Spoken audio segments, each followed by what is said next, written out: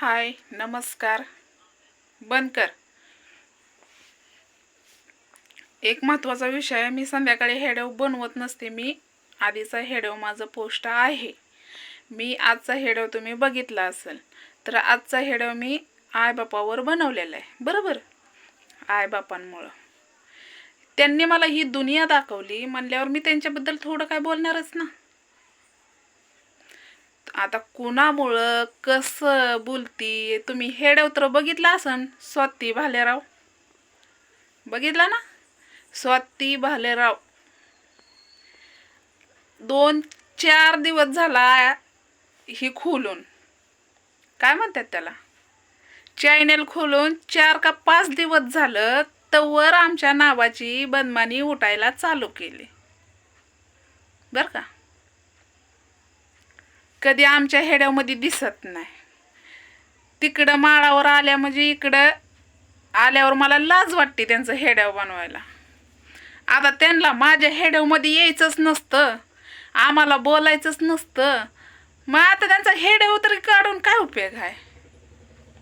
काय उपयोग आहे त्यांचा हेड्याव काढून? तुम्ही मला सांगा. काय म्हणले ते, दिवाण मोडला. अगं बाई, दिवाण लग्नातच मोडला होता, लग्नातच फळी तुटली.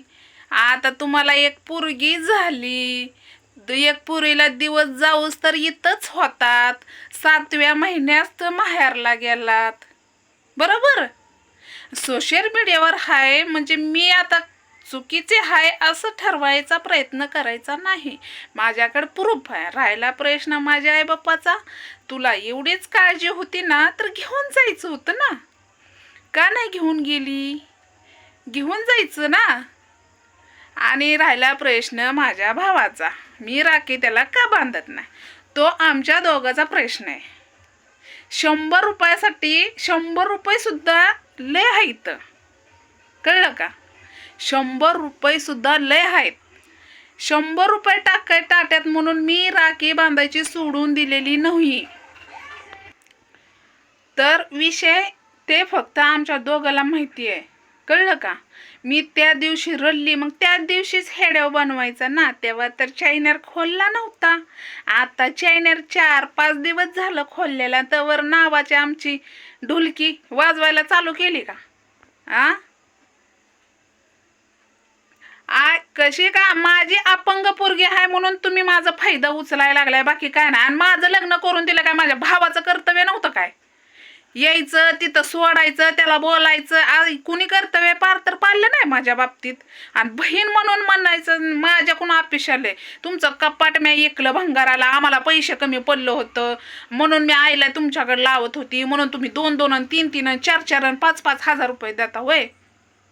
कधी मला तर आठवत नाही तुम्ही दिलेलं पैसे. आणि मला तर माहिती आहे तुम्ही दिलेलं पैसे म्या.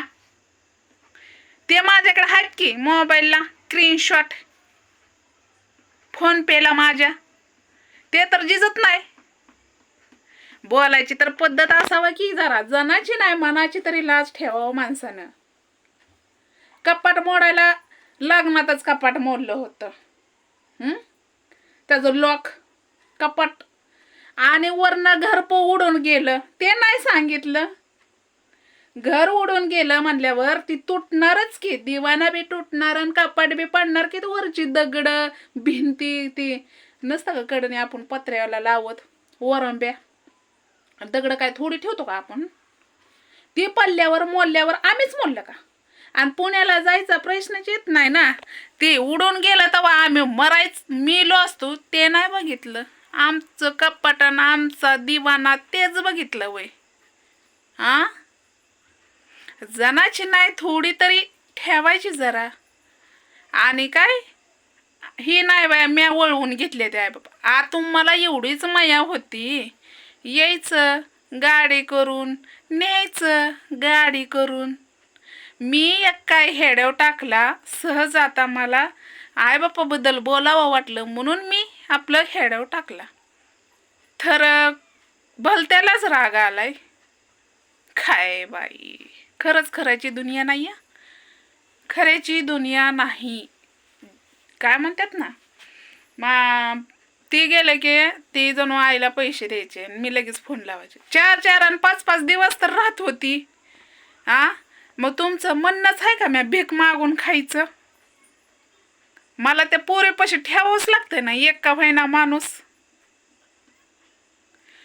मग तुम्हाला एवढीच काळजी असती ना तर तुम्ही एवढे बोलले नसते. आणि माझ्या हेड्यामध्ये घ्यायला म्हणजे मीच तुम्हाला घेतलेलं नाही हेड्यामध्ये. आणि 6 महिन्याला राहिले लग्न झाल्यावर. आता एक ताई तर पोटात होती, लेकराला आणलेलं माहिती आहे. तेव्हा पण हेड्याव बनवलेलं बघा जाऊन. दिवाळीच्या टायमाला ताईला घेऊन आलं, मग त्यांना माया आम्ही लावल्याशिवाय ती लेकरू आलंय काय आमच्यापाशी. राहायला प्रश्न दाद्याचा. दाद्या एवढीच आहे, त्याला आईची सवय अजून, मग त्याला कसं आणायचं ते सांगायची गरज लागत नाही. जे काय बोलायचंय ते मला बोलायचं, माझ्या आई बापाबद्दल बोलायचं नाही. आणि तशीच त्याची पण आई बापा आहेत, माझी पण आई बापा आणि माझी सख्खी सासू आहे. हे काय सांगायची गरज नव्हती, हे सगळ्या दुनियाला माहिती आहे की सख्खी सासू आहे. कधी जाच नाही केल्या, अख्ख्या गावात हिंडा, कोण म्हणणार नाही जाच करणारी बाई आहे म्हणून. म्हणून तर 4 दिवस माझा वडील गेलेलं ते पण काढलं बरं का. ते तर मी तर माझ्या आईबापाचं सांगत होती गाणं म्हणून. मला असं सहज वाटलं की आईबापाची आपण कहाणी चालू करावा. त्यांची काय नावं घेतली, त्यांना काय बोलले. मी सांभाळती इकली, मला नेट लागतंय, मग मी बोलणारच की. तुम्हाला राग येतो म्हणल्यावर याचा अर्थ का नाही, तुम्ही देत नाही म्हणूनच तुम्हाला राग येतो. तुम्ही देत असता, तुम्ही नेत असता तर तुम्हाला राग आला नसता. बरोबर. तुम्हाला राग येणं साहजिक आहे, कारण जे कसं असतं म्हणतं, सरळ बोललं ना तर कुणाला का व्हायला लागतं. आणि मला खोटं ठरवायचा बिलकुल प्रयत्न करायचा नाही. आणि जे पण मी बोलते ते पुराव्यासहित बोलत असते. काय तुमचं कपाट मोडून खायला आमच्या घरात कपाटच नाही की, है की नाही? तुमचा दिवाना खायला आम्हाला दिवाना नाही. ही उडून गेलेलं ते नाही दिसत, आणि आम्हाला घरदार आहे का? कारण आम्ही काय हाकलून दिलंय का घराच्या बाहेर? हाताला धरून यायचंच नाही तर, नाही तर टांगड्याच मुडील म्हणलं काय आम्ही? अपंग पोरगे आहे म्हणून यांनी मरणाचा फायदा उचलायला लागले. ते काय पण म्हणल ते बोलायचं, म्हणल ते खायचं. म्हणल पटल ते काय म्हणतात ना, पटल ते खावं आणि पटल ते लिहावं माणसानं. आणि माझ्या नवऱ्याला आणि लग्न झाले, पोरगी एक झाली, मग आता तुमचा संसार तुम्हाला नका काय बघायला का? बापाने माझ्या लय जहागीरदार करून ठेवले या, तेव्हा तुम्हाला हिस्सा देऊ? राहिली तीच तुमच्या डोळ्यात सलतं या. नवरा मला दिलता करून, मग दिलता करून तर मग यायचं की तिथं त्याच्यापाशी. त्याच्यापर्यंत कोण आलं नाही. जे काय बोलायचं ते मला बोलायचं, माझ्या आईबापाशिवाय नाव काढायचे नाही, कारण त्यांची याच्यात काही चुकी नाही. आज काय म्हणतात ना, तुमचं मला कपाटले डोळ्यात सलत होतं ना, बारीमधलं कपाट, बारीमधला दिवाना. का ते दिवानाचं लावलं ते शोभलं? ते चाललं वय?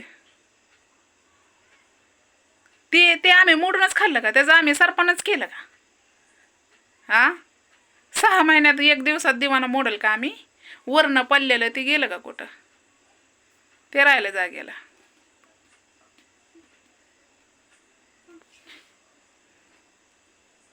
तर चला जाऊ द्या. आणि मी कुणाबद्दल बोललेली नाही. मी आता हेडो बघितला म्हणून मी हेडो बनवला. माझ्या आई बाप्पाबद्दल बोलायचं नाही, जे बोलायचं ते मला बोलायचं.